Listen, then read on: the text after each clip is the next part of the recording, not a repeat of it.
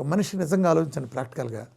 చాలా సమయం తీసుకుని ఒంట్లో ఉండే రక్తం అంతా ఒక మిషన్ తోటం, ఒక సూది గుచ్చుకుని చేతులు పాపం వాళ్ళకి ఆ ఫిస్టాలు వేసినారు ఇంతంతలా వాచిపోతాయి, రక్త కన్నీరు వస్తుంది వాళ్ళు చూస్తే. ఇన్ని సమస్యలు, ఎంత మందులు, ఎంత ఖర్చు, ఎంత శ్రమ.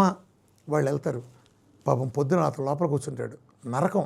ఆ ఎక్కించుకుని కదలకూడదు, ఏ క్షణాన్ని ఏమి రియాక్ట్ అంటే ఇది వస్తుందో తెలియదు. అక్కడ ఉన్నంత రోగిష్టాలందరూ ఏ జబ్బు పడ్డెత్తారో తెలియదు.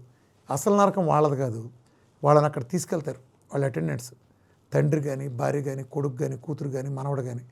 అసలు కుక్క బతుకు వీళ్ళది. ఇప్పుడు మీరు అక్కడ ఉంటారు, వీళ్ళని పట్టించుకునేవాడు ఎవడు, అతను లోపల ఫ్యాన్ కింద కూర్చుంటాడు, వీళ్ళు రోడ్డు పక్కన అడుక్కునే వాళ్ళు కూర్చున్నట్టు కూర్చుంటాం.